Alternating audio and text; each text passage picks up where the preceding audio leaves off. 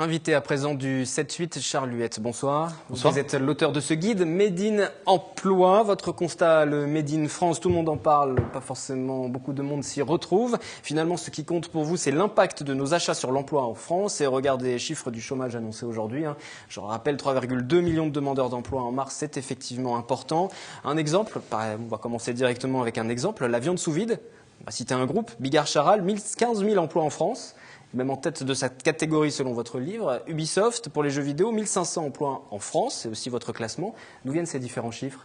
Écoutez, c'est la synthèse et le recoupement de diverses sources. D'abord la communication institutionnelle des entreprises, leur rapport annuel, et puis la presse économique, la presse économique mensuelle, quotidienne, hebdomadaire, la presse locale, qui fait beaucoup de reportages sur les entreprises de leur région, et puis un certain nombre de blogs qui font de la veille sur le sujet, et des bases de données professionnelles sur la géographie des usines en France et sur leur santé financière. Il y a énormément de chiffres. Pour les amateurs de chiffres, c'est un régal, forcément, puisque vous classez tout ça par nombre d'emplois. L'impact sur l'emploi en France, quelle que soit la société, qu'elle soit française ou non, et on en vient à cette question du Made in France, on va l'aborder.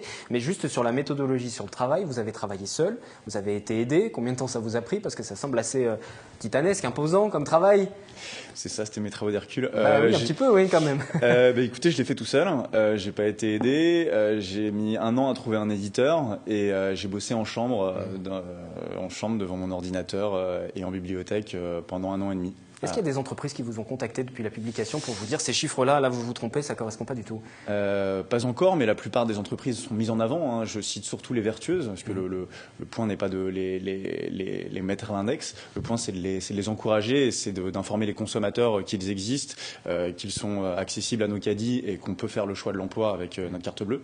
Donc non, si très récemment, Smuggler, le costume Made in France, et son patron m'ont encouragé. Et, ils vous ont remis un costume, c'est ça ? Non, je l'ai acheté comme tout le monde, mais je crois qu'il y a de plus en plus d'entreprises françaises qui, comme ça, s'entraident et se mettent en avant mutuellement parce que pour s'en sortir, on est dans le même bateau, quoi. Mais vous voulez démontrer quoi ? Que le Made in France, justement, ça ne veut rien dire ? Non, c'est pas une démonstration. Ce livre, c'est un guide pratique. C'est un guide pratique à destination des consommateurs, des ménagères en particulier. Donc le point, c'était d'offrir d'abord une synthèse complète et exhaustive des produits Made in France, de recenser ces marques sur une 50aine de nos produits de courant, donc sur le panier de la ménagère, nos vêtements à notre voiture, à notre nourriture, notre équipement de la maison, notre high-tech, notre hygiène beauté.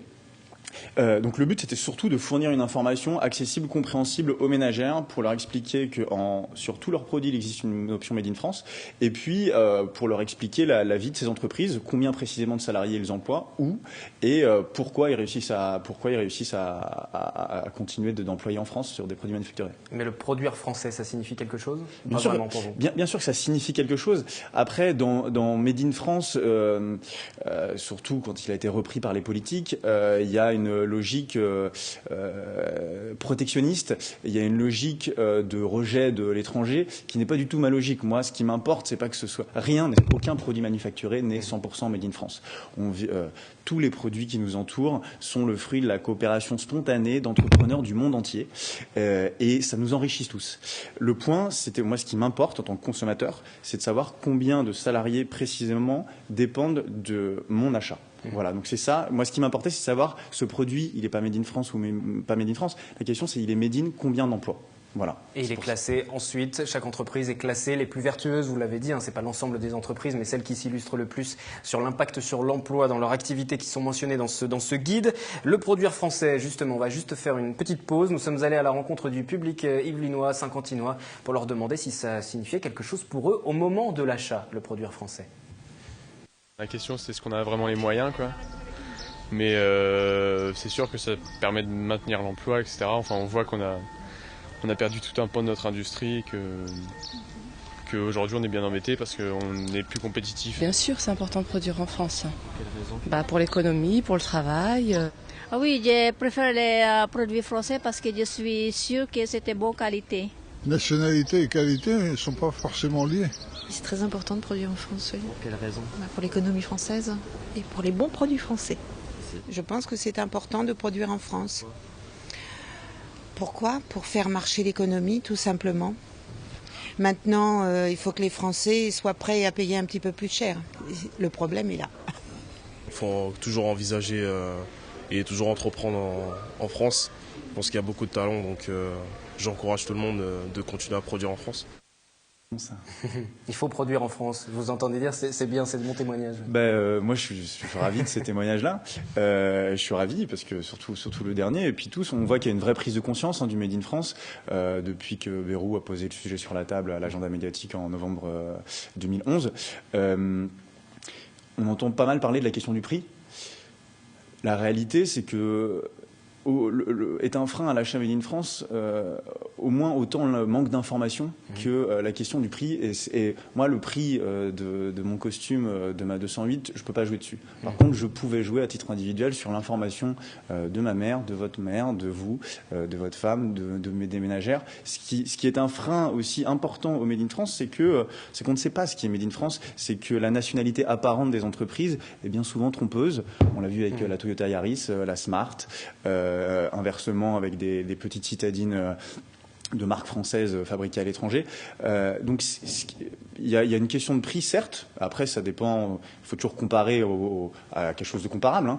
Moi, ce costume, il est Smuggler Made in Limoges. Il est moins cher que bien des marques haut de gamme Made in Roumanie ou Asie du Sud-Est.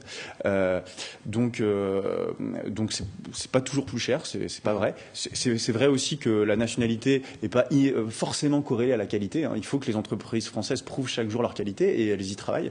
Mais pour ça, il faut les soutenir un peu. Et pour les soutenir, il faut savoir. Et donc, c'est l'information qui manque. Vous avez édité ce guide, édition du Puy Fleury, le guide des produits Made in Emploi. Ça veut dire que vous imaginez les ménagères, les fameuses ménagères que vous mentionnez, faire leurs courses avec le livre? En tout cas, l'avoir à la maison et le consulter à l'occasion, se les faire offrir à l'occasion de la fête des mères qui arrive par leurs enfants. Ou à l'occasion de la fête des pères aussi, parce que je me fais gronder très fortement dans l'oreillette, parce qu'il n'y a pas que des ménagères qui font les courses. Voilà. C'est vrai. Moi, vous expliquerez avec notre assistante tout à l'heure. Tout à fait, mais c'est la preuve. Moi, c'est la preuve du rôle crucial qu'ont les femmes, les citoyennes, les travailleuses et les consommatrices françaises. Rattrapez-vous. Voilà. C'est pour les mettre en avant. Vous êtes aussi sévère avec le travail des élus, des ministres, parce que vous les mentionnez. Hein, vous mentionnez le travail qui a été fait. Est-ce que c'est un engagement politique aussi, ce livre? Moi, j'ai des convictions affichées. Hein, en conclusion du livre, je suis fondamentalement libéral. Je pense que dans le Made in France, il y a cette idée que le pouvoir et l'efficacité et l'action légitime, elle est dans la société civile. Elle est dans la société civile des consommateurs, des entrepreneurs, des associations, des individus. C'est nous qui faisons la France. Et effectivement, je pense que l'interventionnisme d'État est plus un frein et un problème pour nos entreprises Made in France qu'un atout. Le Made in France n'a pas besoin de ministère, il a besoin de marché libre et il a besoin de compétitivité. Et pour ça, il faut baisser les dépenses publiques, baisser les taxes, réduire le nombre de réglementations et arrêter de s'agiter au bénéfice de sa seule carrière politique. Mais l'étape d'après pour vous, c'est quoi? C'est de vous engager en politique, justement? Pourquoi pas? Pourquoi pas? Parce qu'à un moment donné, c'est le sens de ma démarche. On peut pas se contenter des discours et des yaka faucons et il faut à un moment donné mettre les mains dans le cambouis et s'engager à titre individuel.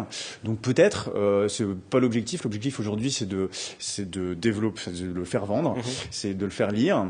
C'est de le développer sur d'autres supports, applications iPhone, web, la labellisation. Enfin, vraiment, c'est de travailler un écosystème marchand et rentable, privé, parce que je pense que le marché, vous êtes une entreprise privée à Téléfil 78. Ah, pas complètement. Pas complètement. Et non. Ah. Ça fonctionne aussi sur des subventions publiques. C'est ça, voilà. Mais c'est un peu problématique du coup quand on est censé contrôler nos dirigeants. Mais en tout cas, l'information est un produit d'entrepreneurs privés, à mon avis. En tout cas, si vous vous engagez en politique, ce ne sera pas aux côtés d'Arnaud Montebourg, ministre du redressement productif, puisque je vais vous citer, au lieu de promettre mesures protectionnistes, nationalisation et autres violations du droit de la propriété, lâche-nous et laisse leur chance aux Français. C'est ça, c'est mon message. Le message est clair. Hein. Je pense que le Made in France n'a pas besoin de ministère, il a besoin d'entrepreneurs bénéficiant d'un environnement fiscal et réglementaire le plus léger possible, qui ne soit pas insulté à chaque acte de gestion et qui soit plutôt plutôt félicités pour la richesse et les emplois qu'ils créent dans ce pays. Parce que c'est eux qui créent de l'emploi. Arnaud Montebourg ne fait que dépenser de l'argent. Chaque semaine, les artisans et les entrepreneurs français font plus pour l'emploi qu'Arnaud Montebourg dans toute sa carrière. Voilà ce que je pense. Et ça vaut pour Montebourg qui est actuellement au pouvoir, comme pour tous ses copains de tous bords. Je pense que 56% de dépenses publiques dans ce pays, c'est ce qui fait que nos entreprises ne sont pas compétitives à l'export et c'est ce qui fait que nos produits Made in France sont chers. Donc il y a un vrai engagement politique derrière aussi ce livre, citoyen mais aussi forcément politique. On ne peut pas s'empêcher de... Ce qui est intéressant avec ce livre, au-delà d'être un guide pratique, je pense que c'est un bon précis d'économie distillé au supermarché, à offrir aussi à son cousin, à son petit frère, à son fils qui serait en terminale ES, pour lui expliquer la microéconomie et l'économie concrète, réelle. Et on découvre on découvre la réalité de l'économie. Donc quand on a l'information, je ne pouvais pas la garder pour moi. Effectivement, vous serez peut-être cité au bac par certains des étudiants, certains lycéens, peut-être que dans leur copie d'économie, ils vont citer votre livre, Charles Huette, le guide des produits Made in Emploi. Il y aura juste pour conclure des mises à jour. C'est un guide, c'est une première édition. L'idée, c'est d'en faire le guide Michelin du supermarché. Donc oui, chaque année, d'en faire une réédition annuelle et puis d'autres supports. Une application est en cours. Merci à vous. Et c'est aux éditions Dupuis Fleury. Merci à vous. Merci.